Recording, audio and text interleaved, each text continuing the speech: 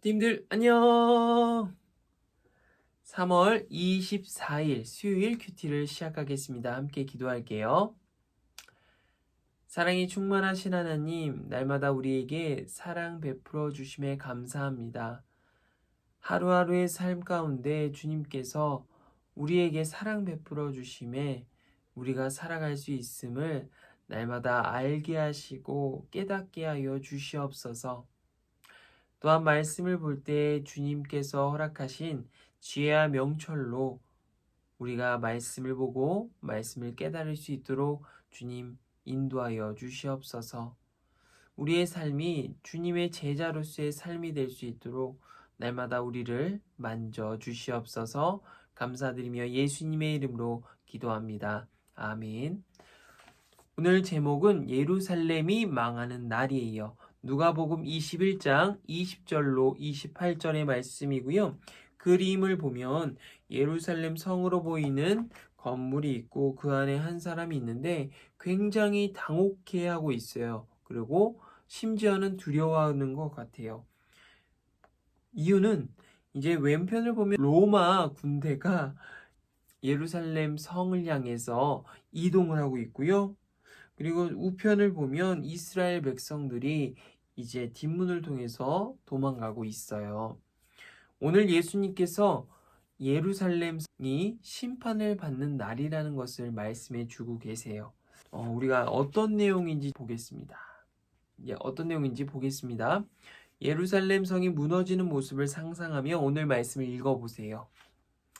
예루살렘이 군대에 포위당한 것을 보면 예루살렘의 파괴가 곧 다가왔다는 것을 깨달아라.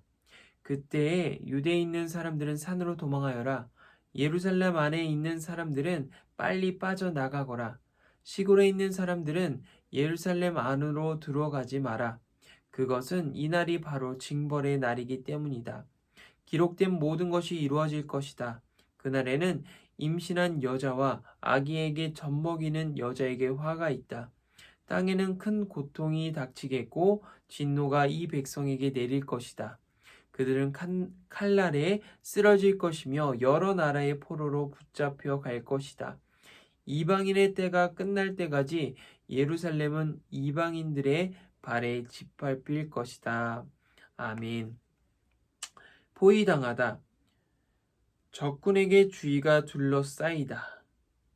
그리고 파괴. 때리거나 깨뜨려서 부수거나 헐어버림, 징벌, 잘못한 일을 한 사람에게 벌을 줌, 짓밟히다, 함부로 마구 밟히다. 오늘 예수님께서 이렇게 심각한 말씀을 우리에게 주시는데 이는 예수님께서 우리에게 이 말씀을 통해서 예언을 해 주셨어요. 그리고 그 당시 이스라엘 백성에게 예언을 해 주신 거예요. 예언은요, 이루어질 일에 대해서 확실하게 말씀해 주시는 예수님의 말씀이에요. 오늘 예루살렘이 이제 로마 군대에 포위당해서 예루살렘이 파괴되는 것을 예수님께서 말씀해 주고 계시고요. 이제 이스라엘 백성들은 어떻게 해야 될지 예수님께서 또 자세히 말씀해 주고 계신 거예요. 자, 두 번 읽기를 통해서 우리가 다시 말씀을 보겠습니다. 깨달아라에 동그라미 표시하고요.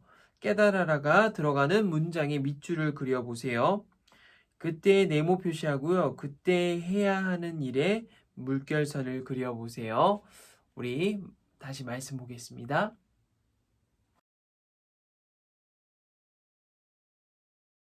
부모님들 바로 두 번 읽기 가겠습니다. 예루살렘이 군대에 포위당한 것을 보면 예루살렘의 파괴가 곧 다가왔다는 것을 깨달아요. 그리고 그때 유대에 있는 사람들은 산으로 도망하여라. 예루살렘 안에 있는 사람들은 빨리 빠져나가거라. 시골에 있는 사람들은 예루살렘 안으로 들어가지 마라. 오늘 예수님께서 예루살렘이 파괴된다는 말씀을 하셨어요. 이 예루살렘의 상징은 무엇일까요? 바로 하나님의 성전이에요. 예루살렘 안에 하나님의 성전이 있는데 그곳은 하나님께서 계시고 거하시는 장소였어요. 이스라엘 백성에게는 자신의 생명과 같은 장소였는데 오늘 예수님께서 이 말씀을 하시며 너무나도 안타까워하시고 탄식하시는 거예요. 자, 3번 읽기 바로 가겠습니다. 무엇을 보면 예루살렘이 곧 파괴된다는 것을 알 수 있나요? 20절 말씀이고요. 예루살렘 파괴가 다가오면 어떻게 행동하라고 하셨나요? 21절 말씀을 보면서 우리 다시 한번 3번 읽기 시작하겠습니다.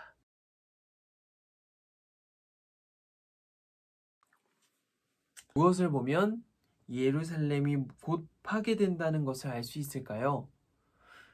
이스라엘 백성 그리고 이스라엘이라는 나라를 다스린 나라가 있었어요. 그 나라가 뭐죠? 로마 제국이었어요. 이 로마 제국은 이스라엘뿐만 아니라 다른 나라들도 다스렸는데요. 그만큼 강력한 힘과 권력을 가지고 있었어요. 이 로마 병사들이 예루살렘 성을 포위했을 때 이제 예루살렘 성은 파괴된다라고 예수님께서 말씀하셨어요. 그리고 2번째, 예루살렘 파괴가 다가오면 어떻게 행동을 하셨나요?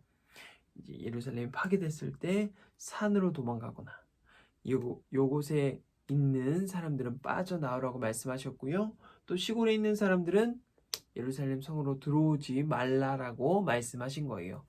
바로 말씀을 이해해요. 보겠습니다. 예수님은 제자들이 예루살렘이 멸망하는 날을 대비하도록 미리 알려주셨어요. 사람들은 하나님의 성전이 있는 예루살렘은 절대로 망하지 않는다며 안심하고 있었지만 그렇지 않아요. 로마 군대가 예루살렘을 포위하고 건물과 성을 다 무너뜨릴 거예요. 그날에 예루살렘에 있는 사람들은 엄청난 어려움을 겪고 목숨을 잃을 거예요. 그러니 군대가 예루살렘을 포위하면 재빨리 예루살렘에서 빠져나가라고 하셨어요. 제자들은 예수님 말씀을 새겨들었기에 나중에 어려움을 피할 수 있었을 거예요. 네, 그렇습니다. 예루살렘 성이 무너지면서 이스라엘 백성들은 참 마음이 아팠을 거예요. 왜냐? 하나님의 성전이 같이 무너졌기 때문에. 그런데 하나님께서 주신 의미가 있어요. 이 성전, 이 건물보다 중요한 것이 무엇일까? 바로 우리의 마음에 있는 성전이에요. 하나님께서는 우리에게 성전이라고 말씀하셨거든요. 이 성전은요, 하나님을 모시는 장소가 되는 거예요.